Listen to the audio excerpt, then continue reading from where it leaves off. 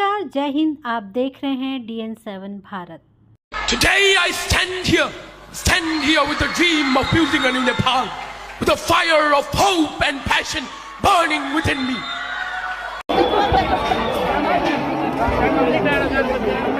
सबैलाई जय नेपाल।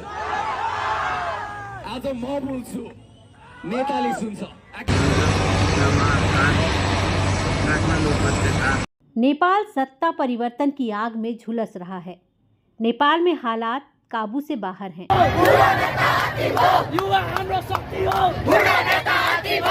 राजधानी काठमांडू समेत कई बड़े शहरों में हिंसा और आगजनी की घटनाएं देखने को मिल रही हैं। संसद भवन, होटल और सरकारी आवासों को आग के हवाले कर दिया गया है। सुप्रीम कोर्ट के बाहर भीड़ ने हंगामा किया और जेल तोड़ने की कोशिश भी की गई।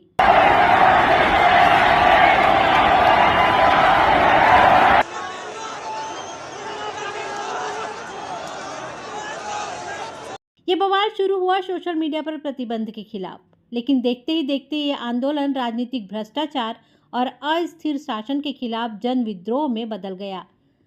नतीजा, प्रधानमंत्री KP शर्मा ओली ने इस्तीफा दे दिया और पूरा मंत्रिमंडल भंग कर दिया गया। हालात संभालने के लिए सेना और सुरक्षा बलों की भारी तैनाती की गई है, लेकिन सत्ता को लेकर असमंजस बरकरार है। चर्चाएं तेज हैं कि क्या नेपाल में एक बार फिर से राजशाही की वापसी होगी या फिर काठमांडू के लोकप्रिय मेयर बालेंद्र शाह देश की कमान संभालेंगे। नेपाल इस समय भारी उथल पुथल से गुजर रहा है। सोशल मीडिया प्रतिबंध के विरोध से शुरू हुआ आंदोलन अब राजनीतिक विद्रोह का रूप ले चुका है। गुस्सा युवाओं ने पूर्व प्रधानमंत्री KP शर्मा ओली, पुष्प कमल दहल प्रचंड और शेर बहादुर देवबा के घरों को आग के हवाले कर दिया। यहाँ तक कि संसद भवन भी आगजनी की चपेट में आ गया।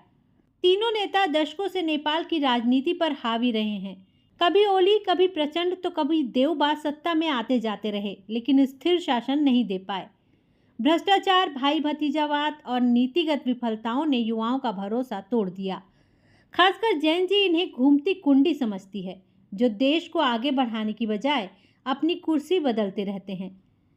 यही असंतोष सोशल मीडिया प्रतिबंध के बाद हिंसक रूप में फूट पड़ा।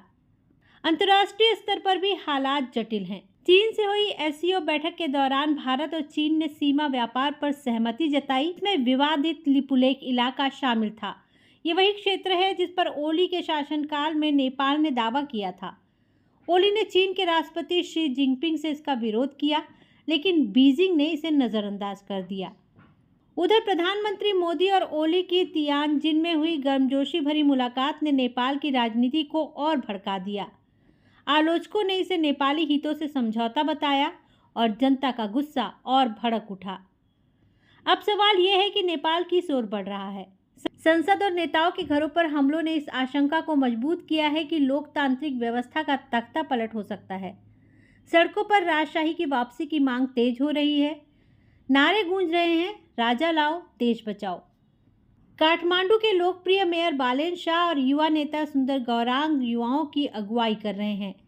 ये पारंपरिक नेताओं के खिलाफ खड़े होकर व्यवस्था परिवर्तन की मांग को तेज कर रहे हैं।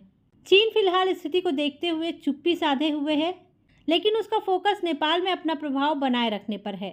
भारत के लिए नेपाल में अस्थिरता बड़ी चिंता है, क्योंकि ये सीधे तौर पर सीमावर्ती सुरक्षा और व्यापार को प्रभावित करता है। पर सबसे बड़ा असर तो नेपाल की अर्थव्यवस्था पर पड़ रहा है।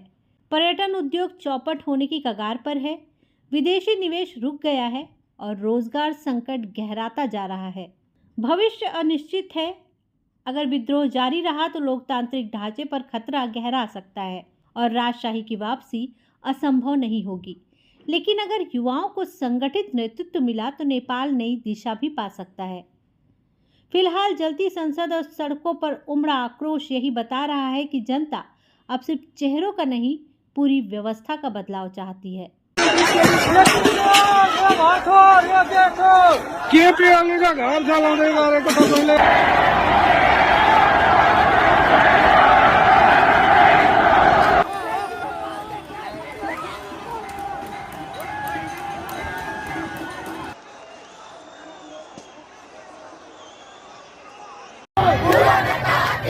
युवा हाम्रो शक्ति हो।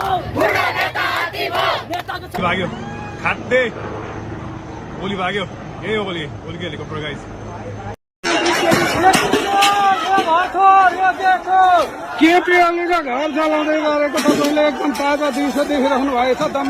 अपनी राय हमें कमेंट सेक्शन में जरूर बताइएगा।